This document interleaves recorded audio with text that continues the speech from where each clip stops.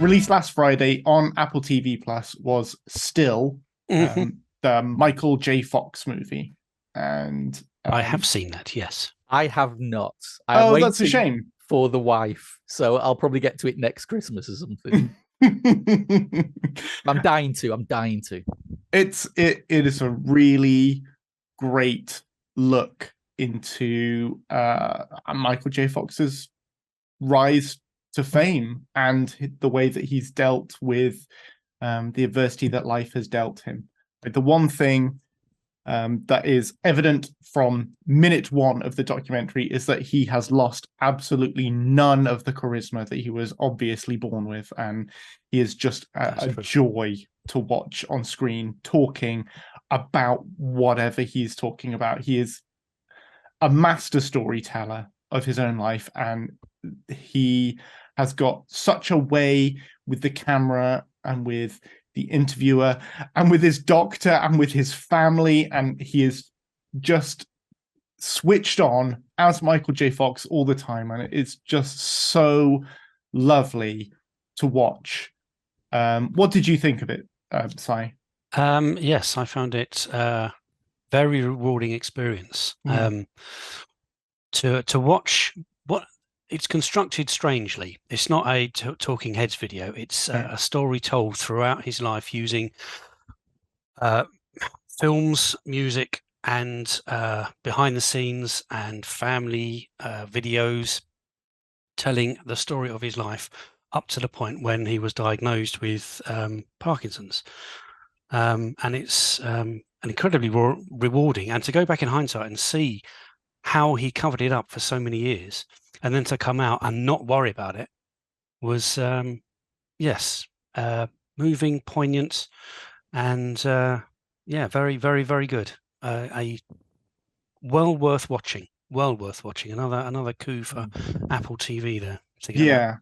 I think the thing that I wrote in the review was that, or maybe I didn't actually write it in the end, but that I was surprised by the lack of emphasis on his illness. It was not absent from the film, but it was so underplayed as to be like, oh, and also I had Parkinson's and I was dealing with it alongside I was neglecting my family, I had become alcoholic. Like, all of those things were placed on the same level in his telling of the events of his life. And it was really, if you're going into this expecting like, oh, there's going to be some, revelatory experience about what it is like to have Parkinson's disease, that's not in it. He's very keen to tell the story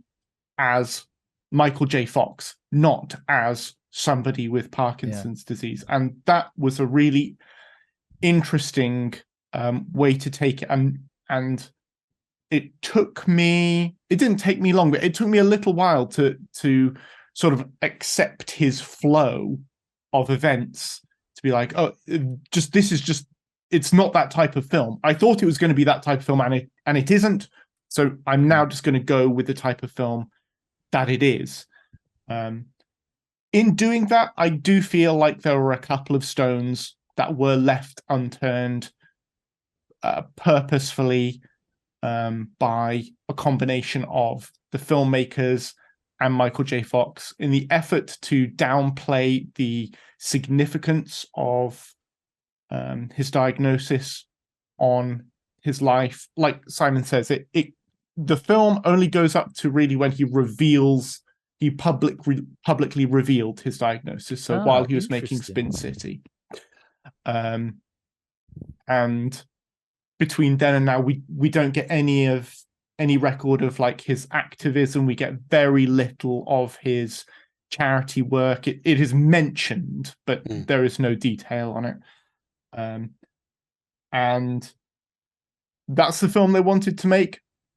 I felt like I wanted a little bit of that in there because it feels so important to him and his life, and he has spent more years doing that than he did acting at this point. And well, I guess that's not true because he's continued to act, but a large portion of his life has been spent now on that research and activism and fundraising and charity support. But I kind of feel like it's a missing piece of the puzzle I wanted to know more about. It's probably tough. I mean, like you say, if it's his story and he's telling it, how do you then tell all that bit without coming across as a little bit self-serving, a little bit, oh, look how great I am? So it was probably really difficult to actually be Michael J. Fox about it, if you see what I mean. So, but it's interesting that's the structure. Yeah, it's 100% intentional, and that's where the emphasis of that's what the film is about. It's not about that thing that I was interested or that I wanted a bit. I just have to accept that that's not the film that it is. But regardless of that, it's a moving documentary. Fantastic. And just anybody who had any investment in Michael J. Fox in the 80s and 90s, which is anybody who saw him act in anything, is going to be moved by it for sure.